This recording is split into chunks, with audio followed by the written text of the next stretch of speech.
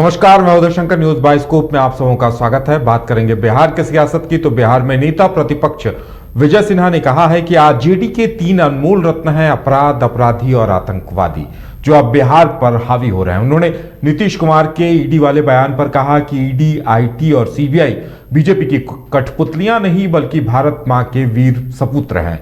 ये बातें उन्होंने आरा में मीडिया से बातचीत के दौरान कही। इससे पहले उन्होंने आरा में मृतक व्यवसायी के परिजनों से मुलाकात की और उन्हें सांत्वना दी। क्या कुछ कहा है उन्होंने इस मौके पर, पहले सुनाते हैं हम आपको। कि आज आरा शहर पूरी तरह से अपराधियों के हवाले हो गया है और प्रशासन के लोग इतने कायर, कमजोर और मजबूर क्यों बन गए हैं।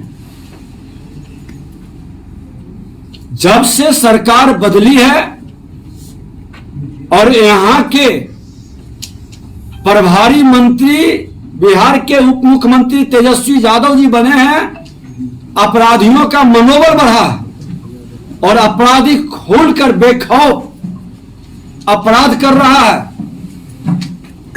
माननीय मुख्यमंत्री जी, कानून का राज यही है और कानून का राज स्थापित करना चाह रहे हैं। या कुर्सी के लिए आपने अपराधियों के हवाले कानून को कर दिए। वहीं इस मौके पर उन्होंने आरजेडी के खुद को ए टू जेड कहे जाने पर कहा कि आरजेडी ए टू जेड की पार्टी कभी नहीं हो सकती। वो सिर्फ एम और वाई की पार्टी है जो इनसे आगे नहीं निकल सकती। वहीं उन्होंने साफ साफ कहा कि सवर्णों को आरजेडी ने अपने नफा नुकसान के हिसाब से सिर्फ इस्तेमाल किया है, यूज एंड थ्रो किया है। सुनाते हैं हम आपको ये भी बयान। देखिए, मुख्यमंत्री की कुर्सी के लिए, सत्ता में बने रहने के लिए ये किसी को भी बलि चढ़ा सकते हैं। आज पूर्व कृषि मंत्री सुधाकर जी का बलि लिए, अब उनके पिता राजद के प्रदेश अध्यक्ष जगता बाबू का बलि ले रहे हैं। इसके पहले रघुवंश बाबू का भी बलि लिए थे सत्ता के लिए। और ये सत्ता के लिए स्वर्णों का बलि चढ़ाने में कहीं हिचकते नहीं हैं। स्वर्ण में किसी को भी बलि चढ़ा दें लेकिन सत्ता बरकरार रहे, ये तो माई समीकरण से बाहर निकल नहीं सकते हैं। इनके स्वभाव में स्वर्णों को सम्मान देने का नहीं है। ये हमेशा यूज करते हैं। ए टू जेड पार्टी कहने वाले लोग ये माई समीकरण से ज्यादा नहीं निकलते हैं। राष्ट्रीय अध्यक्ष, प्रदेश अध्यक्ष और देख लीजिए मंत्रिमंडल में ये कहां सिमटे हुए हैं। और खास कर करके भ्रष्टाचारियों की जमात को ये पसंद करते हैं, जो कमाई कर करके माल उनको दे मंत्री बनने के लिए, सत्ता में भागीदारी करने के लिए, जो माफिया हो, इस तरह के लोग इनको स्वीकार है। इसलिए ये कोई आश्चर्य की बात नहीं है। जगता बाबू जैसे लोगों का आउट करना, और जगता बाबू को स्वाभिमानी आदमी है, ऐसे लोगों की जमात में उनको भी कहें स्वाभिमान पर बार बार ठेस लग रहा है, यह भी कतई उचित।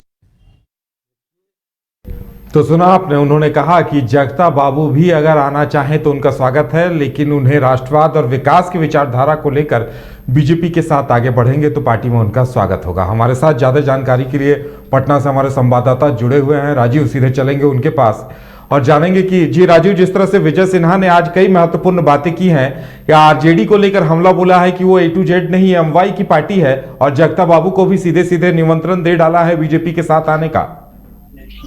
देखिए, चुनाव और जिस तरीके समीकरण बन रहे हैं, जगता बाबू लगभग 1 महीने से कार्यालय नहीं आ रहे हैं। उनकी बताई जा रही है कि तबीयत खराब है। वो पटना में ही है लेकिन वो कार्यालय नहीं आ रहे हैं, ना दिल्ली जा रहे हैं, ना कोई बातचीत हो रहा है।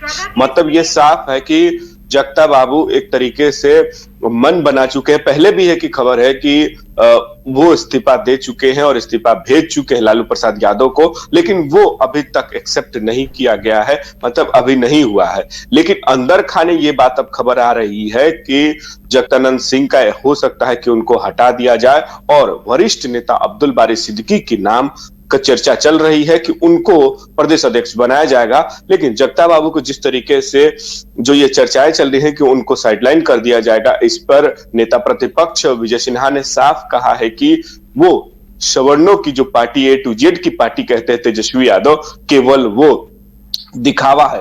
एमवाई से आगे नहीं बढ़ पाए हैं। और जो इनके पिताजी लालू प्रसाद यादव एमवाई समीकरण की बात हमेशा किया करते थे, लेकिन तेजस्वी यादव जब से कमान एक तरीके से मान के चले कि आरजेडी को उन्होंने लिया है, उसमें ए टू जेड 2020 में भी जब चुनाव प्रचार कर रहे थे तो वो तमाम जगहों पर जा जाके ये कह रहे थे कि ए टू जेड की पार्टी है, सभी लोगों का सम्मान यहाँ पार्टी में किया जाता है। लेकिन जो जगता बाबू का जिस तरीके से प्रदेश अध्यक्ष नाराजगी और उनके बेटे को कृषि मंत्री के पद से हटा देना, तो कहीं ना कहीं जो नाराजगी और ऊपर से इस राजनीति में और एक तरीके से अब बीजेपी उसमें एक नया एंगल दे रही है कि सवर्णों को इस तरीके जो आरजेडी में है कोई महत्व नहीं है, सवर्णों को कोई महत्व नहीं दिया जा रहा है, वो चाहे राजपूत हो चाहे तमाम स्वर्ण हो, उनको ऐसे तरीके महत्व, ये केवल एमवाई की पार्टी है और उसी सूत्रों पर चलती है और केवल वही मानती है।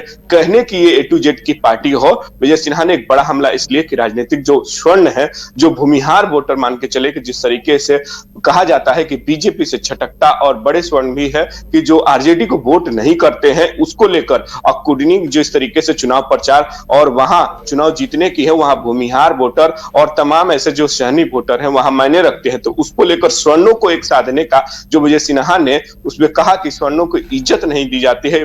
वहीं रघुवंश बाबू का नाम लिया कि एक लोटा पानी निकल जाने से, तो तेज प्रताप का एक बयान है उस पर एक लोटा पानी निकल जाने राजद को कोई तकलीफ नहीं। उन्होंने ये भी कहा कि जब रघुवंश बाबू की इज्जत नहीं रही, जगता बाबू की इज्जत नहीं है, सुधाकर सिंह की इज्जत नहीं है, तो स्वर्णों का कहीं भी आरजेडी में कोई इज्जत नहीं है।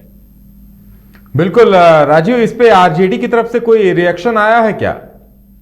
देखिए, आरजेडी के अब जगता बाबू के बारे में कोई भी बोलना भी तैयार नहीं है, क्योंकि प्रदेश अध्यक्ष है, उनके बाद ही सब अब नेता हैं, तो नेता उनके बारे में कोई कुछ नहीं कर रहा है। लेकिन ये एक कहना कि जो वरिष्ठ नेता है अब्दुल बारी सिद्दीकी, इस पे कहना है कि अभी फिलहाल कोई ऐसा चर्चा नहीं है, लेकिन उन्होंने कहा कि ये पार्टी में अब पार्टी तय करेगी किसको क्या करना है, क्या बनाना है। लेकिन कोई खुलकर जगदानंद सिंह के बारे में कुछ नहीं कह रहा है। वो कह रहे हैं कि तबीयत खराब है इसलिए वो पार्टी कार्यालय नहीं आ रहे हैं, लेकिन अंदर खाने ये तो क्लियर हो चुका है कि जगदानंद सिंह अब पार्टी में नहीं आएंगे, शायद वो प्रदेश अध्यक्ष पद के लिए कार्यालय में नहीं पहुंचेंगे। इसको लेकर सुगबुगाहट है कि एक अब्दुल बारी सिद्दीकी का नाम जो आगे चल रहा है कि उनको प्रदेश अध्यक्ष बनाया जाएगा, क्योंकि जो एम समीकरण है, जो वो जहां आपको गोपालगंज में देखने को मिला 10,000 से ज्यादा वोट जो एमआईएम को मिल गए थे, तो कहीं ना कहीं वो जो छिटकता जो नजर आ रहा है उसको हो सकता है लेकर कि प्रदेश अध्यक्ष हो सकता है कि जगदानंद सिंह को हटाकर अब्दुल बारी सिद्दीकी को बना दिया जाए, तो वो समीकरण साधने की